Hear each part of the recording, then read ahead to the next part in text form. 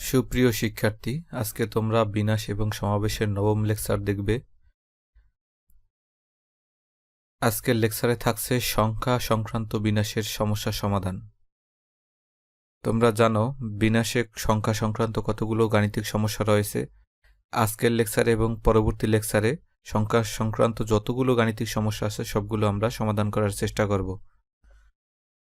দেখো, আজকের লেকচারে থাকছে অর্থবোধক সংখ্যা গঠন, বিজোড় সংখ্যার বিনাশ, জোড় সংখ্যার বিনাশ, প্রথমে বা শেষে জোড় বা বিজোড় সংখ্যা থাকলে এরকম শর্তযুক্ত সংখ্যার ক্ষেত্রে কী রকম বিনাশ হতে পারে আমরা এই কয়টি আজকের লেকচারে শেষ করব এবং পরবর্তী লেকচারে আমরা বাকি এই কয়টি শেষ করব। তো তোমরা গুরুত্বের সাথে লেকচারটি দেখো।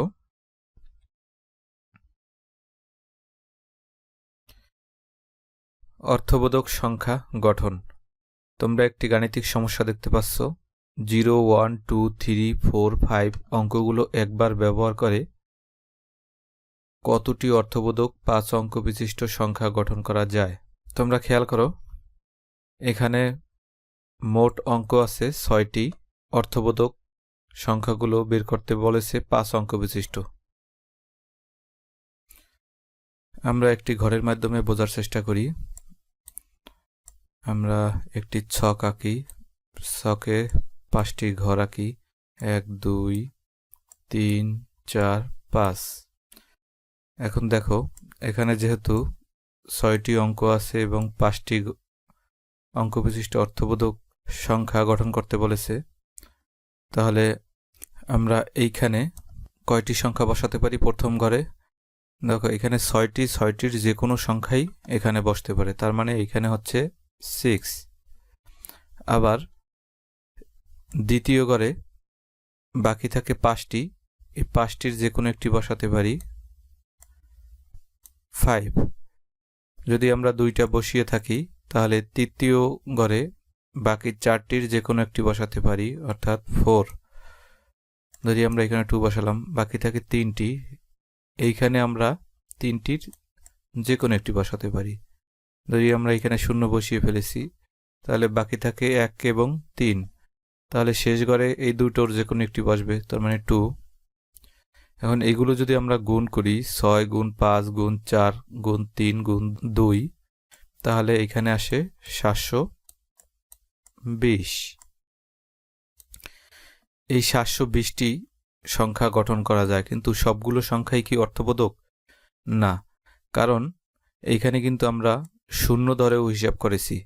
আমরা এমনভাবে সাজিয়েছি এখানে শূন্য বসতে পারে, কারণ 6টি ডিজিটের যে কোনো একটি এখানে বসিয়েছি। তো যেহেতু প্রথমে শূন্য থাকলে এখানে 4 অঙ্ক বিশিষ্ট হয়ে যায়, প্রথমে যেহেতু শূন্যের কোনো ভ্যালু নাই, তাহলে অর্থবোধক 5 অঙ্ক বিশিষ্ট শব্দ হয় না। তাহলে আমরা কি করব? প্রথমে যেগুলো শূন্য আছে এগুলো আমাদেরকে বাদ দিতে হবে। তাহলে আমরা এবার দেখি প্রথমে শূন্য আছে কতগুলো। আবার আমরা একটি ঘর আঁকি, 1, 2, 3, 4, 5। এখন আমরা শূন্য প্রথমে ফিক্সড করে নেই। শূন্য যদি আমরা ফিক্সড করে নেই তাহলে বাকি থাকে 4টি ঘর। 4টি ঘর, যেহেতু এখানে শূন্য ফিক্সড করা, মোট বর্ণ আছে 5টি, তাহলে 5টির যে কোনো একটি এখানে বসতে পারে 5। একইভাবে যখন আমরা 5টির যে কোনো একটি বসিয়েছি, বাকি থাকে 4টি, তাহলে এই ঘরে 4টির যে কোনো একটি বসতে পারে। যেহেতু 2টি বসিয়ে ফেলেছি, বাকি থাকে 3টি, এখানে 3টির একটি বসতে পারে, এইখানে 2টির যে কোনো একটি বসতে পারে। তার মানে এখানে আসে 120। 20 গুণ হলো 4 5 20, 20 গুণ হলো 6, 6 কুড়ি হলো 120। তাহলে এই যে এইখানের এই সংখ্যা কয়টা? 4 অঙ্ক বিশিষ্ট, কারণ এখানে শূন্য প্রথমে ছিল। আর এইখানে যে উপরে এইটা কিন্তু আমরা শূন্য প্রথমে ধরেও হিসাব করেছি, টোটাল সংখ্যা ছিল 720। সেইখান থেকে আমরা শূন্য প্রথম, যেহেতু এগুলো অর্থবোধক না, কারণ 4 অঙ্ক বিশিষ্ট হয়ে যায়, তাহলে এই কয়টা আমাদের বাদ দিতে হবে। 120 720 থেকে বাদ দিলে থাকে 600। ইহাই হচ্ছে নির্ণয় অ্যান্সার। অর্থাৎ 600টি অর্থবোধক 5 অঙ্ক বিশিষ্ট সংখ্যা গঠন করা যায়। তাহলে এই অঙ্কটা যদি আমরা কথায় অর্থাৎ সৃজনশীল আকারে করতে যাই তাহলে দেখো কিভাবে আমরা করতে পারি। এখানে 6টি অঙ্ক দেয়া আছে। 5 অঙ্কের অর্থবোধক সংখ্যা গঠনের জন্য 5টি অঙ্ক প্রয়োজন হবে। 5 অঙ্ক নিয়ে বিনাশ সংখ্যা পাওয়া যাবে। দেখো এখানে যদি আমরা 1 2 3 4 5 এইখানে 6 বসিয়েছিলাম, এইখানে 5, এইখানে 4, এইখানে 3, এইখানে 2। আমরা যে 6টি অক্ষরের ভিতরে আমরা 5টি অক্ষর নিয়েছি, এই জন্যই 6p5। আর এই 6p5 এর মানই হচ্ছে 720। আর 6p5 কে এইভাবে লেখা যায় 6 গুণ 5 গুণ 4 গুণ 3 গুণ 2। তাহলে তোমরা এনপিআর আকারেও তোমরা শিখে গেলে। এভাবে তোমরা যদি পারো তাহলে এভাবে তোমরা করতে পারবে।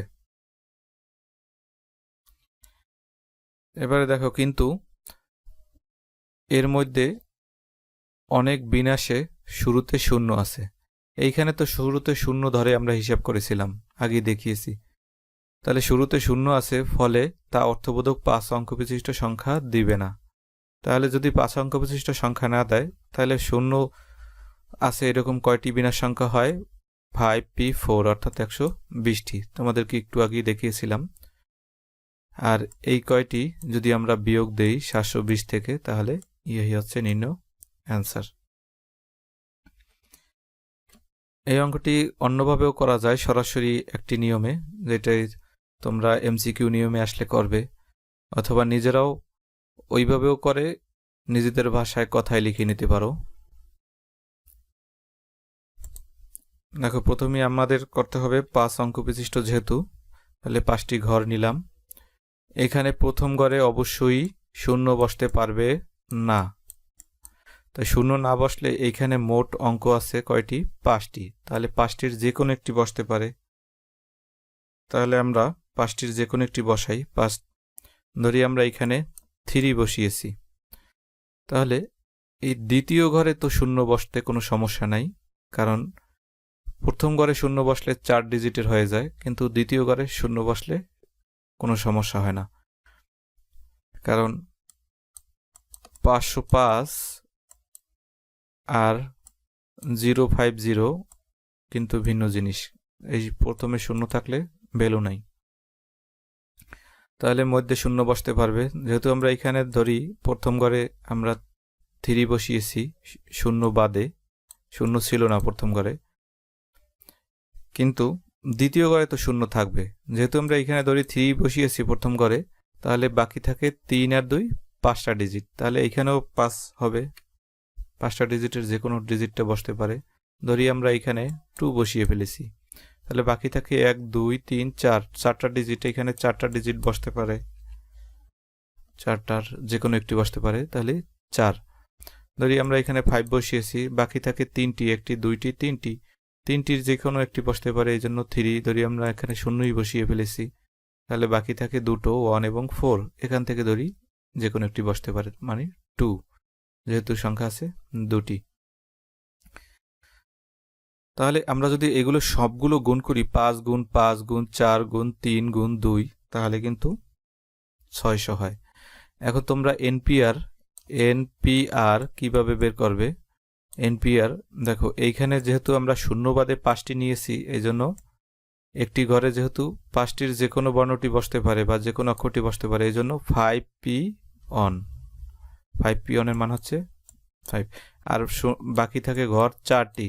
4টির ভিতরে যেহেতু এখানে শূন্য বসতে পারতো না, এই জন্য 5টি নিয়েছিলাম। এইখানেও তো শূন্য বসতে পারবে, সমস্যা নেই। এখানেও বাকি থাকে 5টি ডিজিট, এখানে একটি বসালে ওই 5টি ডিজিটকে আমরা 4টি ঘরে বসাবো, এই জন্য 5p4। এই টোটালটা মিলি হয় 5p4। এই দুটো গুণ করলে আসে 600।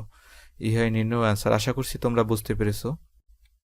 তোমরা যে নিয়মে সহজ হয় তোমরা মাথায় রাখবে সব সময় এমসিকিউ নিয়মটা, এবং এখান থেকে তোমরা নিজেদের ভাষায় লিখতে পারবে। এবারে অর্থবোধক সংখ্যা গঠনে আরেকটি অঙ্ক দেখো। প্রত্যেক সংখ্যায় প্রত্যেকটি অঙ্ক কেবল একবার ব্যবহার করে 2 3 5 7 8 9 দ্বারা 3 অঙ্ক বিশিষ্ট কতগুলি সংখ্যা গঠন করা যায়। 3 অঙ্ক বিশিষ্ট, যেহেতু 3 ঘর বিশিষ্ট একটি ঘর কল্পনা করি, তাহলে এইখানে প্রথম ঘরে কয়টি বসার সম্ভাবনা আছে? যেহেতু এখানে অক্ষর আছে 1টি 2টি 3টি 4টি 5টি 6টি অঙ্ক আছে, এখানে 6টি, তাহলে এই 6টি অঙ্কের যে কোনো একটি বসতে পারে। তার মানে এখানে 6, আমরা এখানে না বসিয়ে এখানে বসাতে পারি, একই কথা। তাহলে দ্বিতীয় এই ঘরে হবে, একটি যদি বসিয়ে ফেলি তাহলে এই ঘরে 5টি, আবার বাকি থাকে 1টি 2টি 3টি 4টি, তাহলে এইখানে হবে 4টি। তাহলে আমরা কিন্তু 3টি ঘরে এই 6টি ডিজিটের যে কোনো ডিজিটকে নিয়ে আমরা একবার ব্যবহার করে 3টি ঘরে বসিয়েছি, তার মানে 6p3। এখন তোমরা যদি এই 4 5 গুণ 6 গুণ করো তাহলে এই হচ্ছে আমাদের নির্ণয় অ্যান্সার, অর্থাৎ 120 হচ্ছে আমাদের নির্ণয় অ্যান্সার।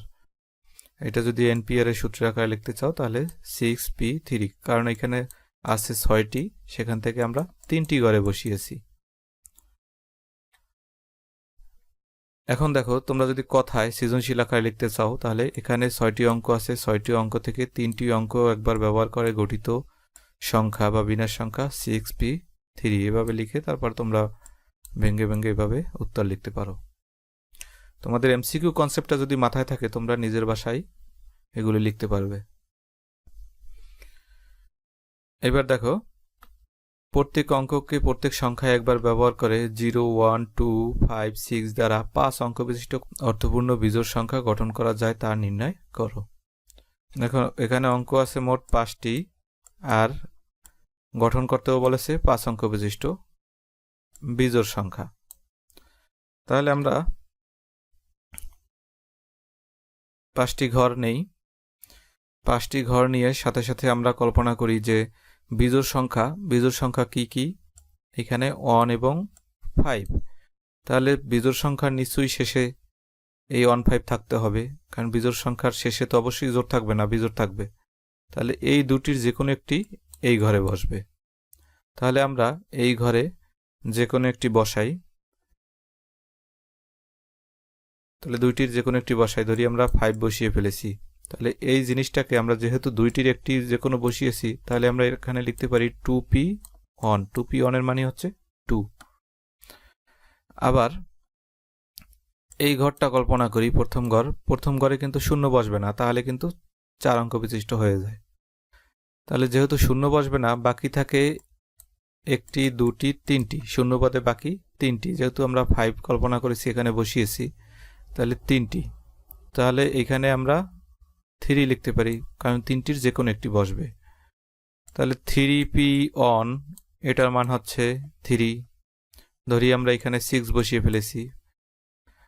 এখন এইখানে তো শূন্য বসতে কোনো বাধা নেই, কারণ এটা ভিতরে শূন্যের ভ্যালু আছে, শুধুমাত্র শূন্যের ভ্যালু নাই বা প্রথম অঙ্কের ক্ষেত্রে।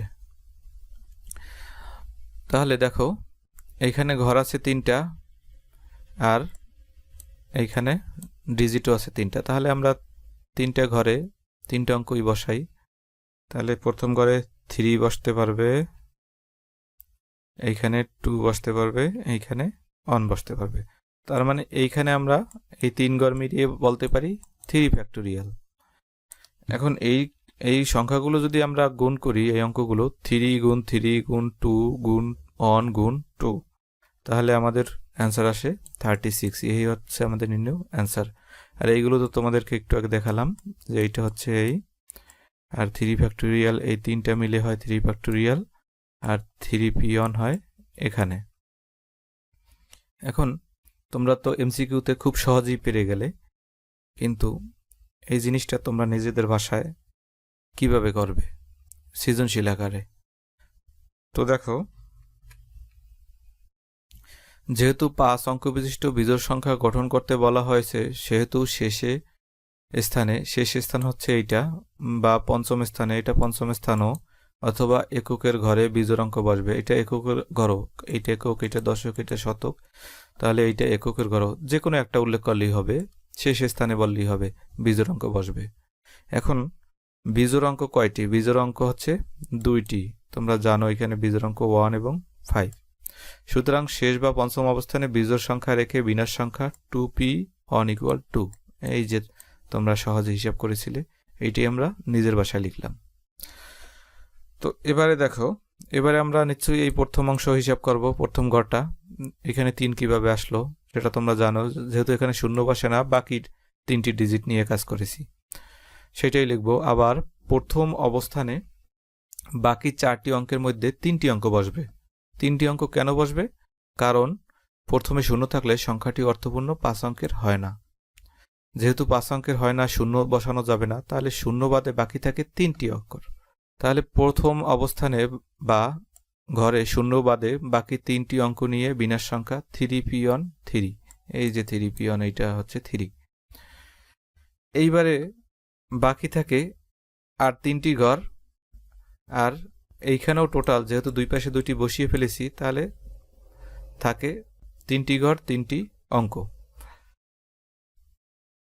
তাহলে মাঝখানের বাকি 3টি ঘরে বা অবস্থানে শূন্য সহ, এখানে তো শূন্য বসতে পারবে, শূন্য সহ বাকি অঙ্কগুলো নিয়ে বিনাশ সংখ্যা 3 ফ্যাক্টোরিয়াল। 3 ফ্যাক্টোরিয়াল মানে 6। এখন যদি সবগুলো তোমরা গুণ করো তাহলে 36 আসে। তাহলে তোমরা শিখে গেলে এমসিকিউ নিয়মে যদি তোমরা সরাসরি এক কথায় নিজেরা উত্তর দিতে পারো, এটাকেই তোমরা নিজেদের ভাষায় সাজিয়ে সৃজনশীল আকারে তৈরি করতে পারবে। তো আমরা পরবর্তী অঙ্কে যাই। এবার দেখো জোড় সংখ্যার বিনাশ। প্রত্যেক অঙ্ককে প্রত্যেক সংখ্যায় কেবল একবার ব্যবহার করে 6, 5, 2, 3, 1 দ্বারা 5 অঙ্ক বিশিষ্ট কতগুলি অর্থপূর্ণ জোড় সংখ্যা গঠন করা যায় তা নির্ণয় করো।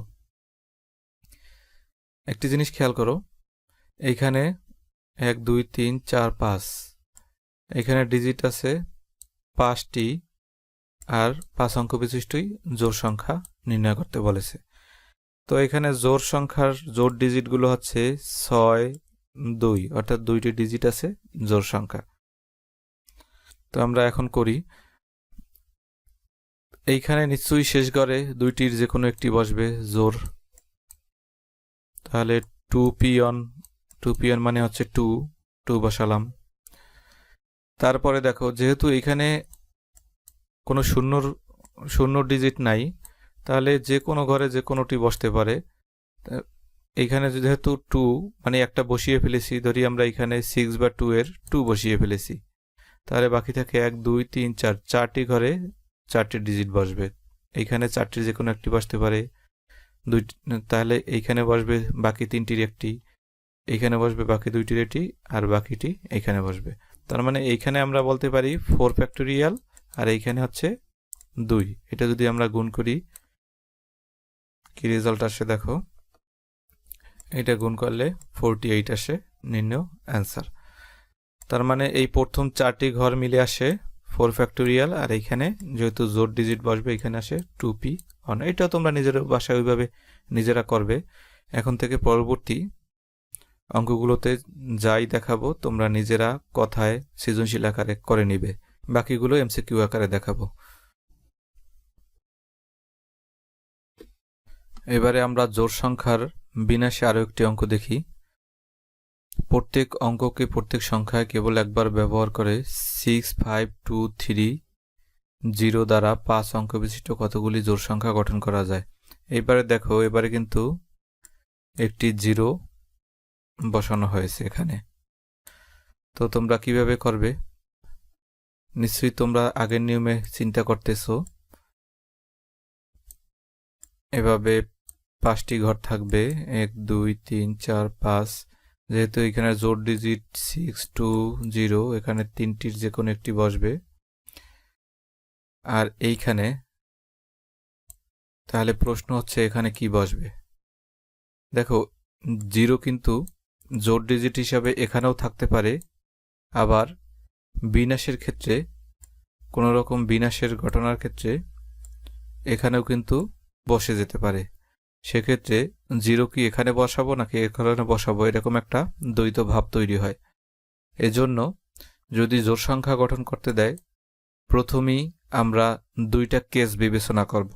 2টা কেস হচ্ছে, দেখো, প্রথম ক্ষেত্রে ধরব জিরো শেষে থাকবে ফিক্সড, আর একবার ধরবো জিরো শেষে থাকবে না। দুইটা আলাদা আলাদা করে বিনাশ করে বের করব, তারপর দুটোকে একসাথে করব। তো দেখো শেষে যখন জিরো থাকবে তখন কি ঘটনা ঘটতে পারে। শেষে যখন জিরো থাকবে ফিক্সড করে নিয়েছি, তাহলে এখানে জিরো বসবে। জিরো বসলে কি একটা ডিজিটই বসতে পারবে, তার মানে অন এখানে। তাহলে আমরা দেখি এখানে 1 মানে জিরো একটা ডিজিটই বসবে। এবারে বাকি ঘর আছে 1টি 2টি 3টি 4টি এবং ডিজিটও আছে বাকি জিরো ব্যতীত 4টি। তাহলে এই 4টি ডিজিট এখানে 4টি ঘরে তোমরা জানো 4টি ডিজিট 4টি ঘরে বসে 4 ফ্যাক্টোরিয়াল হিসেবে, কারণ এখানে যদি 4টির যে কোনো একটি বসে 4, এখানে যদি বাকি 3টির একটি বসে 3, এখানে যদি বাকি 2টির একটি বসে 2 এবং বাকি একটি থাকলে এখানে একটি বসবে। তার মানে আমরা বলতে পারি 4 3 2 1, এটাকে আমরা টোটাল 4 ফ্যাক্টোরিয়াল বলতে পারি, এখানে 1 বলতে পারি। তাহলে দেখো এখানে আসে 24, 4 ফ্যাক্টোরিয়াল গুণ হচ্ছে 1। এবার আমরা হিসাব করি জিরো শেষে থাকবে না। এইবার তো ফিক্সড করে নিয়েছিলাম আগের বার জিরো শেষে থাকবে, এবারে শেষে থাকবে না। তা শেষে যদি না থাকে তাহলে শেষে কি থাকবে? বাকি দুটো জোড় সংখ্যার একটি থাকবে, কারণ বাকি দুটো আছে 6 এবং 2, যে কোনো একটি থাকবে। তাহলে আমরা 6 এবং 2 যে কোনো একটি বসাই 2, অর্থাৎ এই দুইটা ডিজিট যে কোনো একটি বসতে পারে। আমরা ধরি শেষ ডিজিট 6 বসিয়ে ফেলেছি এইখানে, তাহলে বাকি থাকে 4টি। 4টির ভিতরে খেয়াল করো প্রথমে কি শূন্য বসতে পারবে? পারবে না, কারণ প্রথমে যদি শূন্য বসে সেটি 5 অঙ্ক বিশিষ্ট হয় না। তাহলে প্রথমে শূন্য ব্যতীত বাকি আছে যে 3টি, ওই 3টি থেকে একটি বসাতে হবে। ধরি আমরা প্রথমে 5 বসিয়ে ফেলেছি, তাহলে এই 3টির একটি বসে গেছে, 5 বসে গেছে। এইবারে মাঝে কিন্তু শূন্য বসতে পারবে, যেহেতু 6 5 বসে গেছে, তাহলে বাকি থাকে 2 3 0। এই 2 3 0 এইখানে 3টা বসতে পারবে, 3টার যে কোনো একটা, এখানে 2টার যে কোনো একটা, এখানে একটা, মানে 3টা ঘর 3টার ডিজিট। তাহলে 3 ফ্যাক্টোরিয়াল লিখতে পারি, এখানে 3 ফ্যাক্টোরিয়াল। তাহলে দেখো এইটা যদি টোটালটা গুণ করি 36 আসে, অথবা এভাবেও লেখা যায়। এখানে দেখো এখানে 2 ফ্যাক্টোরিয়াল হবে না, এখানে ভুলে লেখা হয়েছে, এখানে হবে 2 পিয়ন, অর্থাৎ এখানে 2 পিয়নের মান হচ্ছে 2, আর এখানে হচ্ছে এই মাঝের এই কয়টা 3 ফ্যাক্টোরিয়াল, আর এইখানে 3 পিয়ন মানে 3। এবারে দেখো এইটা আলাদা কেস হিসাবে যেহেতু দুইটা আমরা হিসাব করেছি, এটা কিন্তু গুণ হবে না, টোটাল আলাদা কেস। তাহলে 24-এর সাথে 36 যদি আমরা যোগ করি তাহলে 60 আসে, ইহাই নির্ণয় আনসার। আশা করছি তোমরা বুঝতে পেরেছো। এবার যদি আমরা একবার টোটালটা বিবেচনা করি, যদি শূন্য থাকে এবং জোড় সংখ্যা নির্ণয় করতে বলে, তাহলে প্রথমেই আমরা শেষে শূন্য থাকবে এবং শেষে শূন্য থাকবে না দুটো হিসাব করব, এবং দুইটি হিসাব করে যে রেজাল্ট পাবো ওই দুইটো যোগ করলেই আমাদের রেজাল্ট বের হয়ে যাবে। আশা করছি তোমরা বুঝতে পেরেছো। এবারে দেখো আরেকটু শর্ত দিয়েছে, জোড় বিজোড় সংখ্যা তো বের করতে বলবে, কিন্তু আরো শর্ত দিয়েছে, শেষে বা প্রথমে জোড় বিজোড়। দেখো অঙ্কটি প্রত্যেক অঙ্ককে প্রত্যেক সংখ্যা একবার ব্যবহার করে। এইখানে দেয়া আছে ডিজিট আছে 1টি 2টি 3টি 4টি 5টি 6টি 7টি 8টি 9টি। অঙ্কগুলির দ্বারা যতগুলি বিভিন্ন সংখ্যা গঠন করা যায়, যাদের প্রথমে শেষে জোড় অঙ্ক থাকবে। প্রথমেও থাকবে জোড় অঙ্ক, শেষেও থাকবে জোড় অঙ্ক। যেহেতু এখানে ডিজিট হচ্ছে 9টি, তাহলে 9টি ঘর নিয়ে আমরা কাজ করি। প্রথমে জোড় সংখ্যা, শেষেও জোড় সংখ্যা। এখানে আমরা এখন খুঁজে বের করি জোড় সংখ্যা আছে কয়টি, 1টি 2টি 3টি 4টি। এখন যদি আমরা প্রথমে এই 4টির যে কোনো একটি বসাই, অর্থাৎ 4, তাহলে শেষেও যে সংখ্যা বসানো লাগবে। যদি প্রথমে আমরা 4টির যে কোনো একটি বসিয়ে ফেলি, ধরি প্রথমে আমরা 4 বসালাম, তাহলে বাকি থাকে 3টি, এই 3টির যে কোনো একটি এখানে বসবে। অথবা এখানে যদি 3টি বসাই, 3টির যে কোনো একটি, এখানে 4টির যে কোনো একটি বসবে। আশা করছি তোমরা বুঝতে পেরেছো। মানে হচ্ছে আমরা জোড় সংখ্যা প্রথমে বসাবো এবং শেষে বসাবো। জোড় আছে 4টি, এইখানে যদি প্রথমে আমরা বসাই জোড় সংখ্যা 4টির যে কোনো একটি বসবে, তাহলে শেষেও জোড় সংখ্যা যেহেতু বসাতে হবে, শেষে বসবে বাকি 3টির যে কোনো একটি। তাহলে আমরা সেভাবেই বসাই। এখানে যদি আমরা 4টি বসাই তাহলে প্রথমে বসবে 3টির,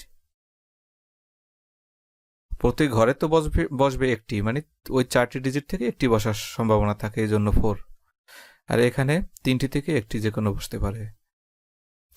এখন এই পাশে একটি এই পাশে একটি, 2টি বসিয়ে ফেলেছি। মোট ঘর আছে 9টি, তাহলে বাকি মধ্যে 60টি আছে, আর ডিজিটও থাকে 60টি, কারণ 9টি ডিজিটের ভিতরে 2টি বসিয়ে ফেলেছি, বাকি থাকে 60টি। তাহলে 60টি ডিজিট এখানে মাঝে আমরা সরাসরি 7 ফ্যাক্টোরিয়ালও বলতে পারি।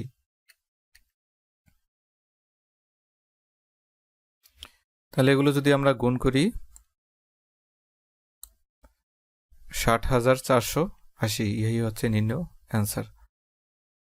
এবারে পরের অঙ্কটি দেখি।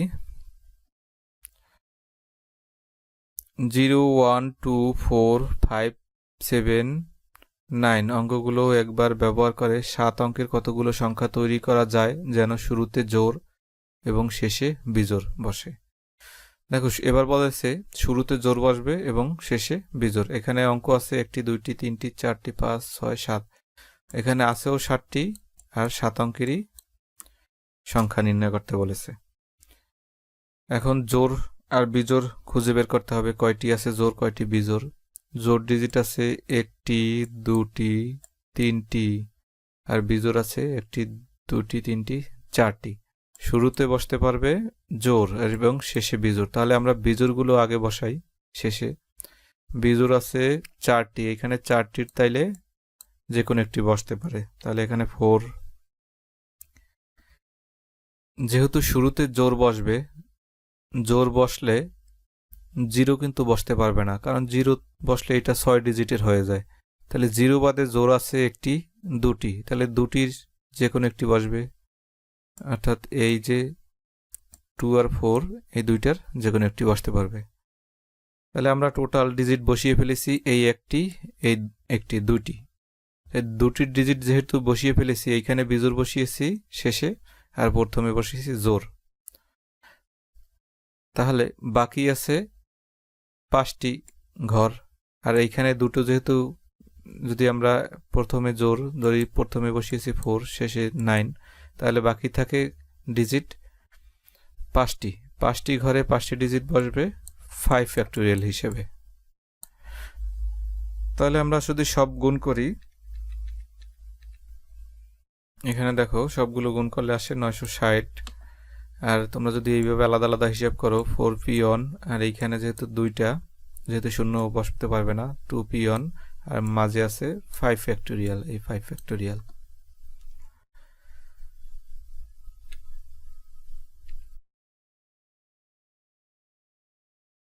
আজকে এ পর্যন্তই। তোমরা সবাই ভালো থাকো, সুস্থ থাকো। আল্লাহ হাফেজ।